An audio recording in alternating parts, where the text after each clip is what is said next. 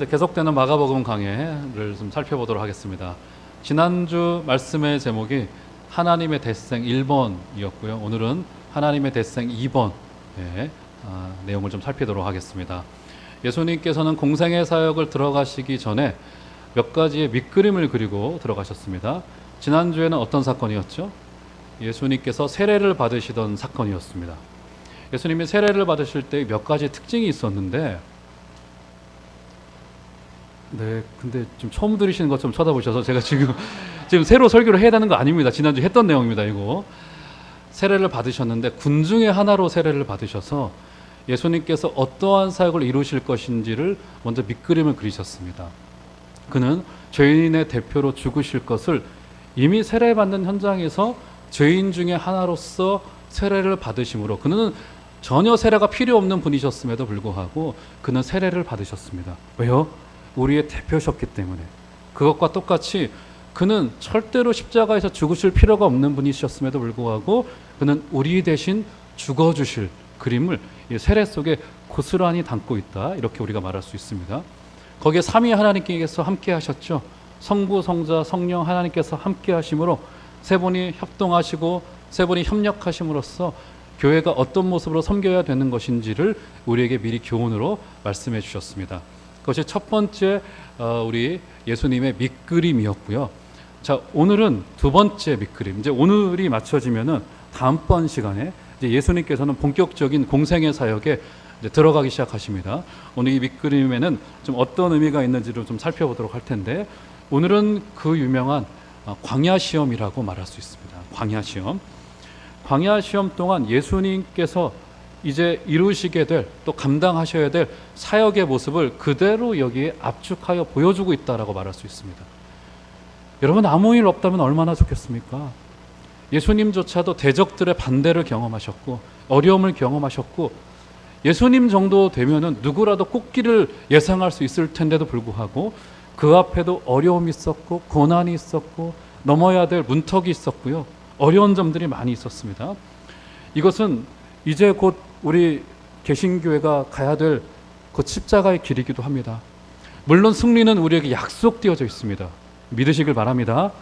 하지만 그 과정 가운데 하나님께서는 어려움도 남겨놓으시고 거치는 돌도 우리에게 주시고 때로는 기도의 무릎도 우리에게 요구하시고 오늘 말씀 그대로 우리를 광야로 내몰기도 하시는 하나님이신 것을 봐요.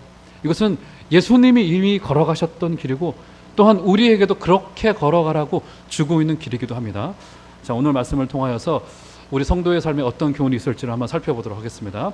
먼저 오늘 12절을 보시면, 자, 12절 한번 다 같이 읽어보도록 할까요? 읽겠습니다. 시작. 성령이 곧 예수를 광야로 몰아내신지라.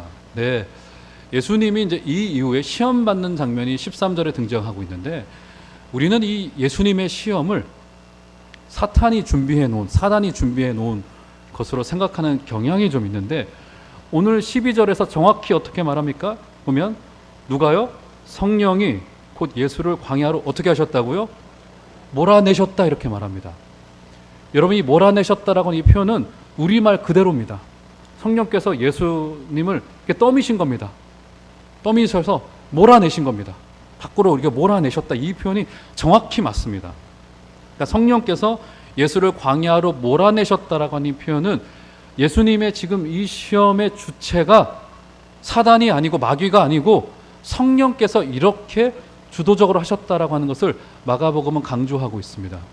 마태와 누가복음을 보면요, 성령의 이끌림을 받았다, 이렇게 표현을 해요.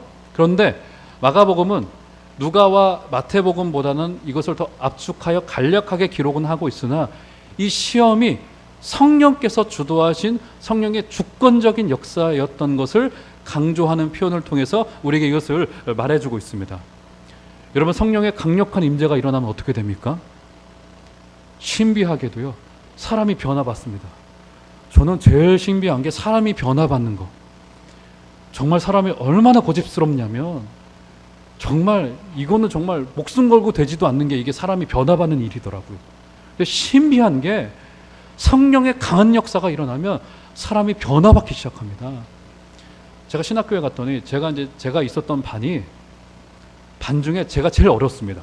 그때 제가 거의 제가 군대 갔다 와서 거의 이제 다이렉트로 이제 신학대학원에 입학을 했는데 저와 같은 반에 50이 넘어서 신학교에 들어오신 분들이 계셨어요.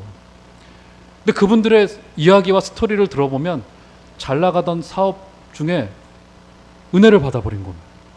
어떻게 된 겁니까? 이게 하나님의 말씀과 복음을 전하고 싶은 이 강렬한 열망이 일어나고 누가 시킨 것도 아닌데 그런 마음이 일어난단 말이에요. 이 사업과 병행하기 힘든 겁니다. 그래서 신학대학원에 와서 사업을 정리하고 그 몇 푼 안 되는 전도사 월급 받아가면서 하는데 얼굴에 기쁨이 넘치고 그분들보다 더 뜨거운 분들이 없었습니다. 늦지막히 오셔가지고 소명을 받아가지고 하나님의 길을 가는 분들 중에 그분 중에 한 분이 이제 졸업을 하고 개척을 하신다고 제가 쉽게 말해서 이제 그 설립 예배 갔었습니다. 얼마나 뜨겁던지 제가 보니까 그 아들 내미는 한 20대 초반 중반 돼서 제가 보기에는 인간적으로 걱정할 게 너무 많으신 분이에요. 사업도 접었죠. 이제 개척을 해놨죠. 성도는 없죠.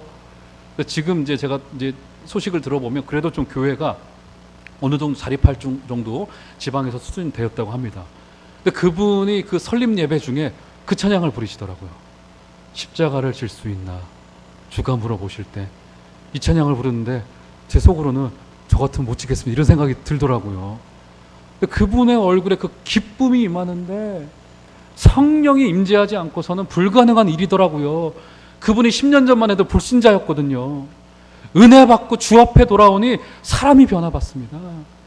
여러분 변화받지 않을 것 같은 원수 같은 인간 있으시잖아요. 옆에 살고 있는 그 자식놈들 예수 떠나 있는 그 방학 중에 오랫동안 방학 중에 제가 신방 다녀보니까 이 방학 중인 자식놈들이 많아요. 여러분 믿음으로 기도하시고 돌아오실 것을 기대하시길 바랍니다. 성령이 임재하시면 가능합니다. 그런데 문제가 뭔지 아세요? 이렇게 우리 마음도 성령님의 임재에 동의가 되어지고 이해도 되어지고 해석도 되어지는 경우면 그나마 괜찮아요. 고난 중에도 그 길을 갈 수 있습니다. 근데 문제가 뭐냐면 정말 내몰리는 경우가 있습니다. 이거 내가 기대하지 않았던 건데 왜 이런 일을 내게 허락하시지? 이거 내가 떠밀려 버린단 말입니다. 광야로 가긴 갔는데 이해도 되지 않고 동의도 되지 않고 내 머릿속에 그려졌던 비전과 계획이 아니란 말입니다. 문제는 뭐냐면 성령님이 우리를 내모실 때 나도 이것에 동의가 되어지고 이해가 되어지고 해석이 되어져 가지고 같이 사이클을 같이 해서 가는 경우면 고난이 좀 있어도 괜찮아요. 문제는 뭐냐면 이런 경우보다 그렇지 않은 경우들이 더 많단 말입니다. 성령은 분명히 나를 내모시는데 나는 가고 싶지도 않고 동의도 되지 않고 해석도 되지 않는 경우의 자리로 내몰리는 경우들이 많단 말입니다. 여러분 구약의 대표적인 인물 한번 생각해 볼까요? 그렇게 내몰렸던 인물 중에 대표적인 인물 누가 있을까요? 누가 있었죠? 요셉. 그렇죠. 요셉이야말로 내몰렸던 대표적인 인물 중에 한 인물이죠. 여러분 우리가 제가 이제 요셉을 이야기를 지금 잠깐 좀 드리려고 하는데 요셉을 생각할 때 그를 좀 꿈의 사람, 비전의 사람에서 믿음의 사람에서 좀 그를 너무 영웅화하는 경향들이 좀 있는 것 같아요. 그가 그렇게 광야 중에도 감옥 중에도 믿음으로 승리했다더라 이렇게 그의 이야기를 무슨 위대한 전기를 기록하듯이 그를 좀 이렇게 묘사하기도 하는데 우리가 성경을 조금만 자세히 읽어보면 그렇지 않다라고 하는 것을 알 수 있습니다. 이 친구가 얼마나 철딱선이 없는 인물이었는지를 좀 알 수가 있는데요. 여러분 그가 어떤 친구였죠? 12아들 중에 막내였죠. 막내였는데 형들이 자기를 시기하고 분노하여서 살의를 품고 있다라고 하는 것을 전혀 눈치채지 못하고 있었던 철딱선이 없는 아들이었습니다. 얼마나 눈치가 없었냐면 형들이 자기를 미워하고 있던 와중에도 형들의 잘못을 어떻게 하죠? 미주알 고주알 엄마 아빠한테 가서 다 고자질해버리고 말아요. 그렇죠? 야곱은 어떻게 했죠? 이 아들 또 막내라고 그랬는지는 모르겠지만 채색 옷을 입혀놨습니다. 눈에 띄게. 채색 옷이 우리로 말하자면 구찌 옷들 이렇게 입혀가지고 비싼 옷 입힌 것 맞아요. 그런데 그것보다 더 문제인 건 뭐냐면 당시에 채색 옷은 소위 관리들이 입는 옷이었습니다. 관리들이 입고 특권을 가진 자라는 당시에 통념이 있었습니다. 그래서 야곱이 요셉을 특별히, 그러니까 이 야곱도 형 에사와 이 문제 때문에 골치 아팠잖아요. 근데 이 잘못을 그대로 답습을 합니다. 편애를 하는 답습을 그대로 해요. 근데 이 문제는 뭐냐면 형들의 눈에 채색 옷을 입은 요셉은 자신들의 장자권마저 가져갈 수 있다라고 하는 위협이 될 만한 것이었음에도 불구하고 야곱은 얼마나 사랑했던지 그렇게 버리고 맙니다. 여러분, 결정적으로 어떤 사건이 벌어지고 맙니까? 요셉이 꿈을 꾸죠.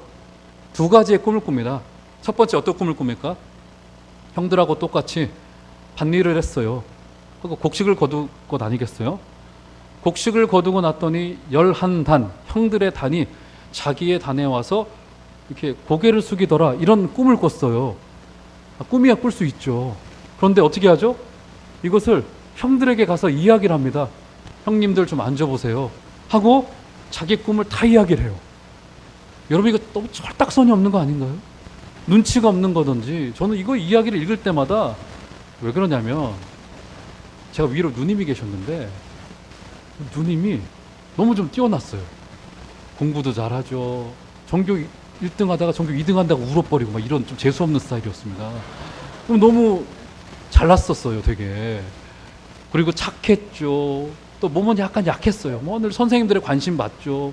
뭐 이런 사람이었어요. 그러니까 늘 저희 아버지는 저희 누님을 너무 좋아했어요. 그래서 제가 아들인데도 아들 소용 없었어요. 여러분, 그런 거 있지 않습니까? 그 총명탕이라고 어렸을 때 그 먹이지 않습니까? 저는 아들임에도 총명탕을 누님께 이렇게 양보해야 됐던 슬픈 역사를 가지고 있습니다. 지금 이런 겁니다. 지금 이게 첫 번째 꿈에서 이렇게 됐고요. 그래서 형들이 어떻게 합니까? 네가 우리 왕이 되려고 하는구나, 이렇게 한마디 했어요. 얼마나 기분 나빴던지. 여러분, 그렇게 말할 만 하잖아요, 솔직히. 또 그런 이야기 들었으면 이제 입 다물고 있어야 되잖아요. 요셉이 어떻게 합니까? 꿈을 한 가지 더 꿔요. 그때는 11별들이 와서 자기에게 절하더라. 별이 어떻게 절하는지는 모르겠지만 자기한테 와서 절을 했대요. 그런데 자기한테 와서 절한 그 이야기를, 그 꿈의 이야기를 한 번 더 합니다, 형들에게. 여러분, 이 정도 되면은 철없고 눈치 없는 게 아니라 영악한 거 아닌가 싶어요. 왜요?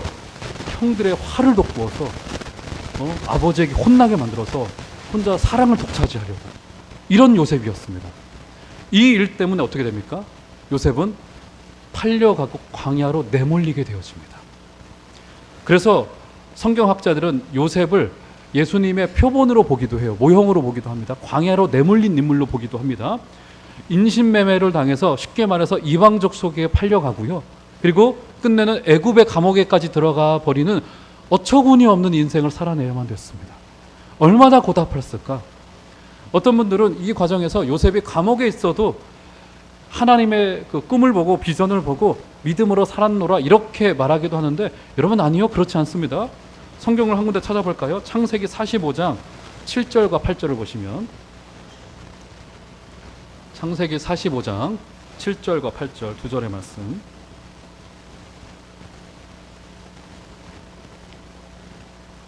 성경을 한번 눈으로 확인해 보겠습니다.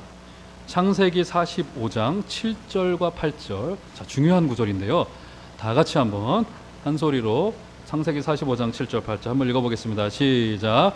하나님이 큰 구원으로 당신들의 생명을 보존하고 당신들의 후손을 세상에 두시려고 나를 당신들보다 먼저 보내셨나니, 그런즉 나를 이리로 보낸 이는 당신들이 아니요 하나님이시라. 하나님이 나를 바로에게 아버지로 삼으시고 그 온 집의 주로 삼으시며 애굽 온 땅의 통치자로 삼으셨나이다. 요셉은 해석도 안 되고 이해도 안 되고 형들에 대한 미움만 가득했을 겁니다. 그런데 어느 순간 그의 눈이 열어집니까? 형들이 자기에게 와서 생명을 구걸할 때, 이스라엘의 존폐가 걸려있는 그 현장을 목도하게 될 때, 비로소 자신이 팔려온 것도 아니고 자신이 떠밀려온 것도 아니고 어떻게 고백해요? 하나님이 나를 여기로 보내셨다. 하나님의 소명을 받아 파송받았다. 이 애굽의 땅에 이렇게 고백하고 있습니다. 사랑하는 여러분, 여러분이 있는 그 자리, 여러분이 못나서 그 자리에 있는 거 아닙니다. 혹은요, 여러분이 잘났기 때문에 그 자리까지 온 것도 아니고요, 여러분 떠밀려서 온 것도 아니고요, 여러분이 그 사람을 만나게 된 것 어쩔 수 없이 운 없어서 그렇게 된 것도 아니고요. 여러분 눈에 하나님이 여러분을 그 자리로 보내셨다라는 것에 여러분의 인식이 열어지는 은혜가 있기를 주의 이름으로 축원드립니다. 여러분 우리 종암제일교회도 마찬가지입니다. 지금 50여 년 동안 하나님이 우리를 왜 이 자리까지 이곳에 있게 하셨나를 우리가 되돌아봐야 됩니다. 거기에서 소명이 발생하게 되어지고요. 하나님으로부터 받은 우리의 중요한 책무가 우리에게 발생하게 되어집니다. 여러분 인생 떠밀려서 온 것도 아니고 잘났기 때문에 온 것도 아니고 못났기 때문에 온 것도 아니고 하나님이 거기로 여러분들을 보내셨다라고 하는 사실을 인정하시는 여러분들 되어주시기를 주의 이름으로 축원드립니다. 하나님이 여러분을 거기로 보내셨습니다. 기도로 승리해내신 은혜가 있기를 주의 이름으로 축원드립니다. 자, 그래서 오늘 본문으로 되돌아와 보시면 마가복음, 자 그렇게 성령의 내몰리심을 받아서 갔던 곳, 자 12절 보면 어디로 보내셨다고 말합니까? 성령이 곧 예수를 어디로요? 광야로 몰아내셨다고 이야기를 하고요. 자 13절 다시 한번 한 소리로 좀 읽어보도록 하겠습니다. 시작.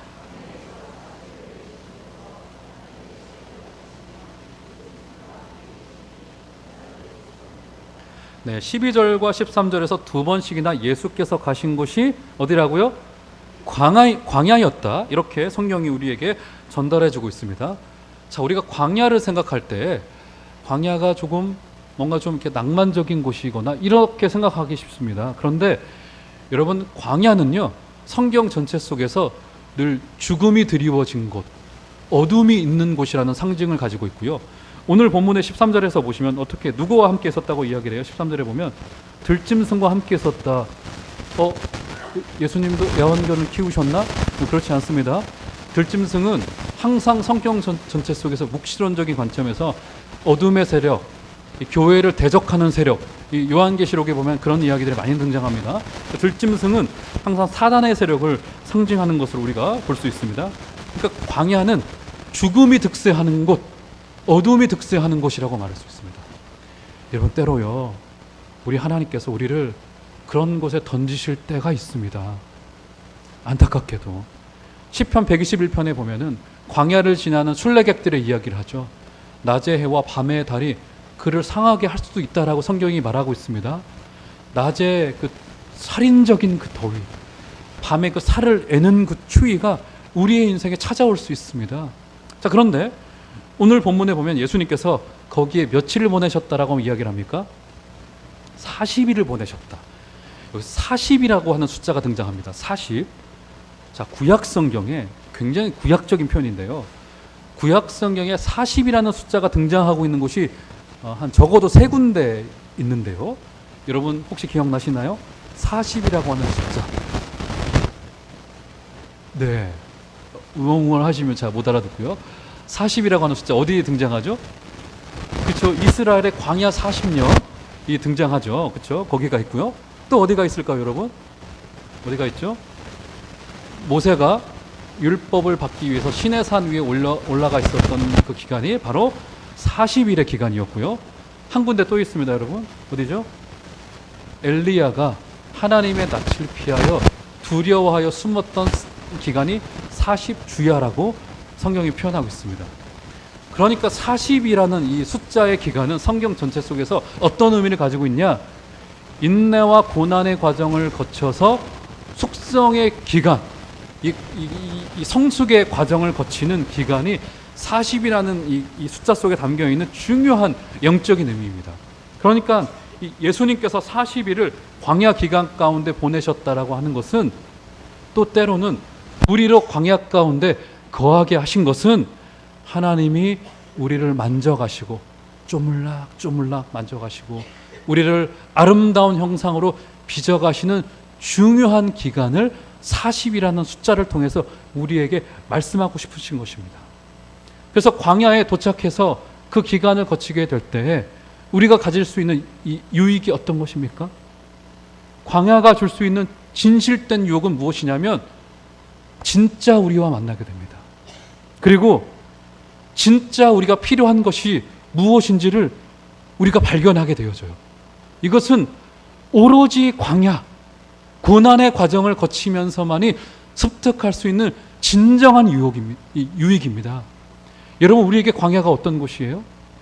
내일부터 시작되어질 여러분들의 일터, 캠퍼스, 가정, 그리고 그 사람, 우리가 만나게 될 그 사람, 거기가 우리에게 광야일 수 있어요.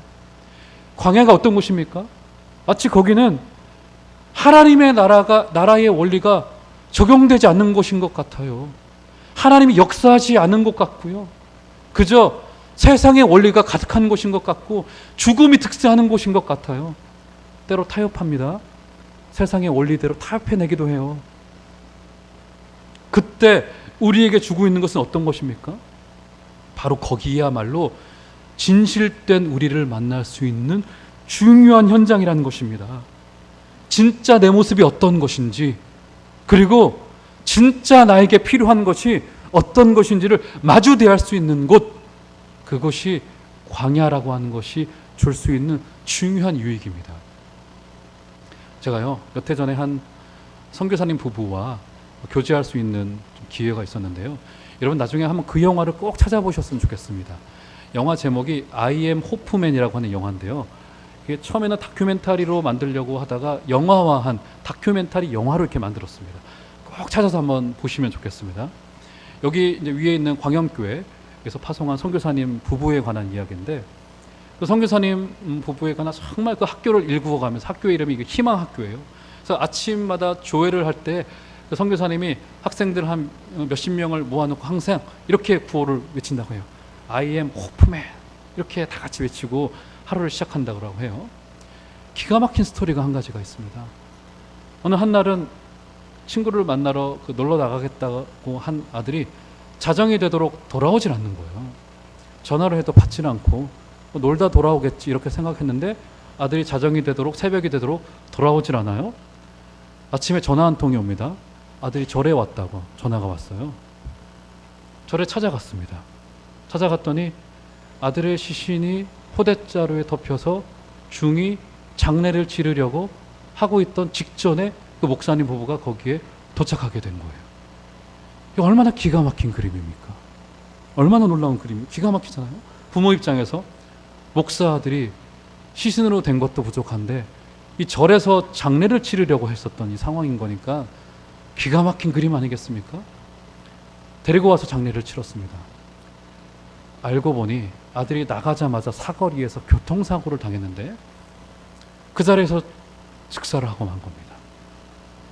치안이 잘 되어 있지 않은 현장이다 보니까 시신이 그냥 사거리에 방치되고 마른 거예요. 그 민족들이 좀 그럽니다. 그러자 동네 주민들이 보기 좀 흉측하니까, 또 불교 국가이다 보니까 80% 이상이 이제 불자거든요. 시신을 그저 절에다 져버리고 만 거예요. 장례를 치르라고, 화형을 이렇게 치르라고 져버리고 만 거죠. 그 소식을 어렵사리 들어서 시신을 간신히 이렇게 처리를 해서 장례를 그렇게 치렀습니다. 여러분, 이 정도 되면 선교를 접고 싶지 않았겠어요? 그런데 문제는 뭐냐면 그 첫째 아들, 이름도 요셉이에요. 첫째 아들이 그 희망학교 아이들을 너무나 사랑했던 겁니다. 여러분, 나중에 기사를 찾아보면 그 아이들 얼굴도 나옵니다. 어렸을 때 얼굴이 나와요. 너무나 그 아이들을 사랑했어요. 그리고 그 두 분의 소명이 그들을 거기에 자리에 주저앉힌 겁니다. 한날은 제가 이제 만날 기회가 있어서 여쭤봤어요. 어떻게 목사님, 또 목사님은 파킨슨씨 병으로 이 반이 이렇게 마비가 오셔가지고 오전에 사역을 하시면 점심 드시고 한 2-3시간 이상 주무셔야만 되는 그런 어려운 상황이십니다. 나이도 많지 않으신데. 여쭤봤어요. 어떻게 이 사역을 이렇게 감당하시냐고. 그랬더니 정말 그분의 그 대답이 저에게는 잊혀지질 않아요. 이렇게 말하시더라고요. 제 앞에서. 저희는 오늘도 광야에서 오늘 내리는 만나를 기다릴 뿐입니다. 다 이렇게 대답하세요. 희망학교가 크게 부흥한다든지, 뭐 자신의 교회가 크게 부흥한다든지, 하나님이 우리에게 이런 꿈을 주셨습니다, 이렇게 부흥한다, 이런 그림 말하지 않아요. 어떻게 말해요? 오늘 우리에게 주실 만나를 기다리고 있습니다.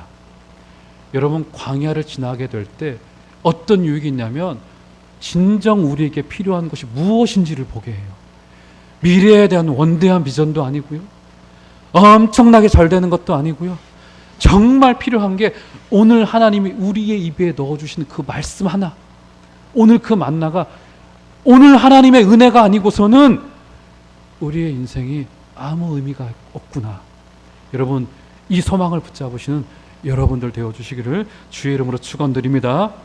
우리에게 진정 필요한 것이 오늘 우리에게 주시는 만나, 하나님이 오늘 우리와 동행하시고 오늘 우리와 함께 하셔서 우리의 입에 말씀을 넣어주시는 귀한 은혜를 경험해내시는 여러분들 되어주시기를 주의 이름으로 축원드립니다.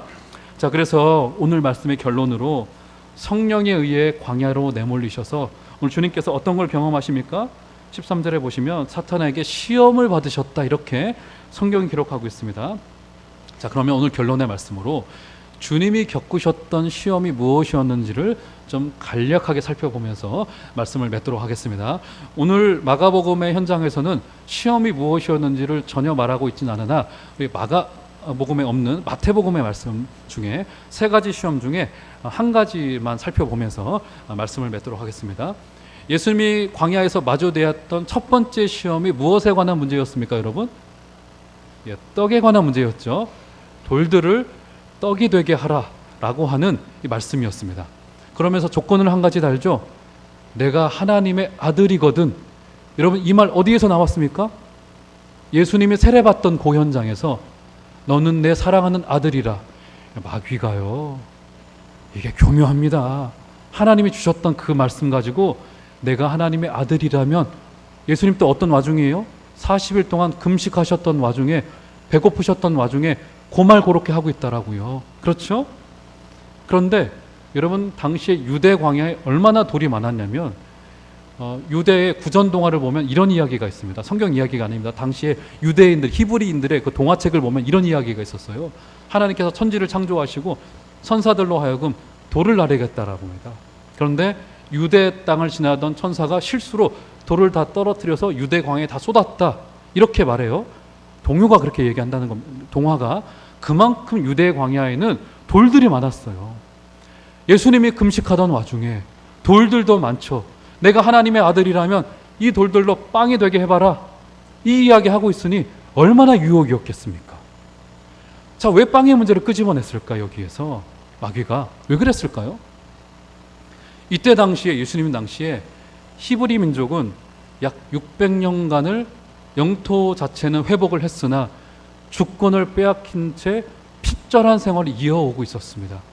경제적인 궁핍이 그들을 옥죄고 있었고요. 당시에 유대인들이라고 한다면, 메시아를 기다리고 있는 유대인들이라고 한다면 어떤 메시아를 기다렸냐? 그들의 빵의 문제를 해결해 줄 메시아를 기다리고 있었습니다. 그래서 오병이어의 기적을 일으켜서 예수님께서 백성들을 먹이시고 난 뒤에 백성들이 예수님을 어떻게 하려고 했어요? 성경에 보면은 임금 삼으려 했다, 왕 삼으려 했다, 그런 기록 등장하잖아요. 왜요? 그들이 그런 왕을 기다리고 있었거든요. 예수님께서 만약 사탄의 이 말씀에 내가 이거 못할 줄 알고 하고 예수님이 돌들로 빵을 만들었어요. 그러면 사탄이 그 모습을 보고 거기에 굴복을 했을까요? 아니요. 그렇지 않습니다. 여러분, 기독교의 역사를 보면요, 단 한 차례도 교회가 득세함으로, 부하게 됨으로 생명의 역사를 일으켰던 사례가 단 한 차례도 등장하지 않습니다. 중세 천년을 암흑이라고 말하지 않습니까? 그때는 교황이 왕 위에 있었습니다. 왕의 목을 쳐낼 수 있었어요. 그런데 교황의 그 권세로 교회가 득세할 수 없었고요, 생명의 역사를 일으킬 수 있었던 사례가 단 한 차례도 등장하지 않았습니다. 교회가 빵의 문제를 해결함으로 생명의 역사를 일으켰던 사례가 단 한 차례도 등장하지 않았습니다. 예수님께서 내가 이거 못할 줄 알고 하고 천지를 빵으로 다 변화시켰어도 사탄은 절대로 주 앞으로 되돌아와 무릎 꿇지 않았을 것입니다. 여러분, 사람들은 마치 이 땅에서 복음이 빵의 문제를, 우리의 먹는 문제를 해결하여 줄 것이라고 기대하는데요, 예수님의 대답을 한번 볼까요? 마태복음 4장 4절로 한번 찾아가 볼까요? 눈으로 한번 확인하셔야 됩니다. 성경으로 한번 다 찾아보도록 하겠습니다. 마태복음 4장 4절로 가보시면, 자, 다 같이 한번 한 소리로 읽어보도록 하겠습니다. 시작. 예수께서 대답하여 이르시되 기록되었으되 사람이 떡으로만 살 것이 아니요 하나님의 입으로부터 나오는 모든 말씀으로 살 것이라 하였느니라 하시니, 사람이 떡으로만 살 것이 아니요 하나님의 입으로부터 나오는 모든 말씀으로 살 것이라. 할렐루야. 여러분, 이 말씀 믿으십니까? 여러분, 복음의 핵심은 사람이 떡으로만 살 것이 아니요 하나님의 입으로부터 나오는 말씀으로 살 것이라. 할렐루야. 이것이 예수님께서 십자가에 달려 죽어주신 이유이고요. 그리고 내가 하나님의 아들이거든 당장 십자가에서 내려오라 힐난하였던 마귀가 우리에게 유혹하고 있는 핵심의 문제일 수도 있습니다. 여러분, 하나님의 입으로부터 나오는 말씀으로 살아내시는 은혜가 있기를 주의 이름으로 축원드립니다.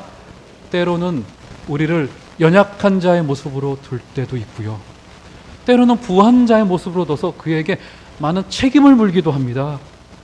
어떤 모습이든 상관없고요, 아까 살폈듯이 우리는 다 어떠한 모습이든 보낸 자라고 하는 사실을 기억하시고 하나님의 은혜의 섭리 안에 순종하시는 은혜가 있기를 주의 이름으로 축원드립니다.